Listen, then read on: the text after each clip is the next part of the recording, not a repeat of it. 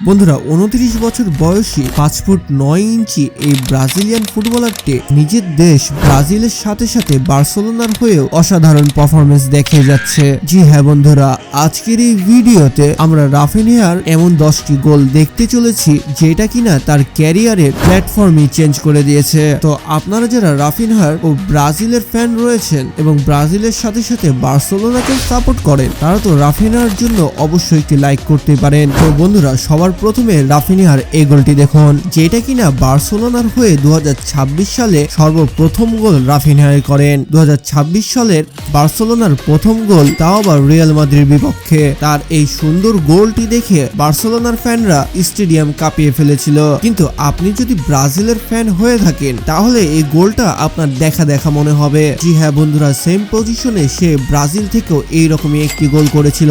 যাই হোক বন্ধুরা, 9 নম্বরে তার যে গোলটি রয়েছে সেটাও 2024-25 সালে রিয়াল মাদ্রিদের বিপক্ষেই করা। সে সুন্দরভাবে রিয়াল মাদ্রিদের ডিফেন্ডারের কাছ থেকে বলটা কেড়ে নিয়ে একটি পাস দেয় এবং পাস নিয়ে আবার গোলটা করে দেয়, তাও আবার খুব শর্ট সময়ের মধ্যেই, যে কারণে এই গোলটি সেরা 10টির মধ্যে অবশ্যই ধরাই যায়। তো যাই হোক বন্ধুরা, এবার 8 নম্বরে তার যে গোলটি রয়েছে সেটা অ্যাটলেটিকো দে মাদ্রিদের বিপক্ষে, যেখানে সে একটি সুন্দর থ্রো পাস নিয়ে গোলকিপারের দিকে এগিয়ে যায় এবং গোলকিপারকে ডচ করে সে সুন্দর করে গোলটিও করে দেয়, একটা অসাধারণ সিএফ এর মতোই। এবং এই গোলটাও কিছুটা ওইটার মতোই ছিল, সুন্দরভাবে থ্রো পাস নিয়ে গোলকিপারকে যে গোলটা করে দেয়। তো এই দুইটা গোলই আমি 8 নম্বরে রেখেছি। তো যাই হোক বন্ধুরা, এবার 7 নম্বরে যে গোলটি রয়েছে সেটা আরসি চেলতার বিপক্ষে, তাও আবার সুন্দর একটি হেড গোল, ইয়ামালের একটি সুন্দর অ্যাসিস্ট এবং রাফিনার একটি সুন্দর গোল। এটা আমরা একবার দেখছি তা কিন্তু নয়, তাদের এই জুটিটা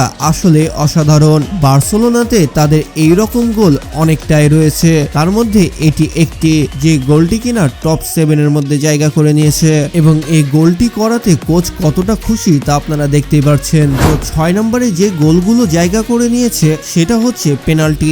জি হ্যাঁ বন্ধুরা, রাফিনহা অনেক সুন্দর পেনাল্টি মারে, তার পেনাল্টির অ্যাকুরেসি অনেক ভালো। সে পেনাল্টিতে গোল মিস করবে এটা কখনো তার টিমমেটরাও ভাবে না, যে কারণে পেনাল্টিতে সবার আগে তার নামটাই আগিয়ে দেয় এবং তাকে পেনাল্টি মারার জন্য সবাই আরো বেশি উৎসাহ দেয়। এবং ব্রাজিলেও নেইমারের পরে যদি কেউ পেনাল্টি মারার যোগ্য হয়ে থাকে তাহলে রাফিনিয়া সবার প্রথমের দিকে থাকবে। তো বন্ধুরা, এরপরে 5 নম্বরে যে গোলটি রয়েছে সেটা রাফিনহার ব্রাজিল থেকে করা অন্যতম একটি সেরা গোল। জি হ্যাঁ বন্ধুরা, সে সুন্দর করে একটি ম্যানকে ডচ করে গোলকিপারকে সেকেন্ড বারের জায়গায় ফার্স্ট বার দিয়ে গোল করে দেয় এবং এখানে গোলকিপার বুঝতেও পারেনি যে সে ফার্স্ট বারে বলটা শুট করবে। তো এবার আমরা টপ 4-এ চলে আসলাম। টপ 4-এ যে গোলটি রয়েছে সেখানে রাফিনহার যে ক্রেডিটটি রয়েছে সেটা গ্যাপ নেওয়াতে। জি হ্যাঁ বন্ধুরা, লেমিন ইয়ামালের অসাধারণ একটি অ্যাসিস্ট এবং রাফিনার একটি অসাধারণ গ্যাপে এই সুন্দর একটি গোল হতে পেরেছে। তো এখানে লেমিন ইয়ামাল কিন্তু অর্ধেক পয়েন্টটা নিয়ে গেল তার একটি অসাধারণ অ্যাসিস্টের কারণে। তো এই পয়েন্টটা যেহেতু হাফ হাফ করে তারা ভাগ করে নিল, তাহলে আবার হাফ হাফ করে তাদেরকে একটি পয়েন্ট দেওয়া দরকার। জি হ্যাঁ বন্ধুরা, এখানে লেমিন ইয়ামাল আরো একটি অসাধারণ অ্যাসিস্ট করে এবং তার একটি অসাধারণ অ্যাসিস্টে রাফিনা একটি অসাধারণ গোলও করে ফেলে। এবার তো হিসাব বরাবর নাকি? एक तेरा एक मेरा बराबर है। Everything okay? Happy, very happy, no cheating.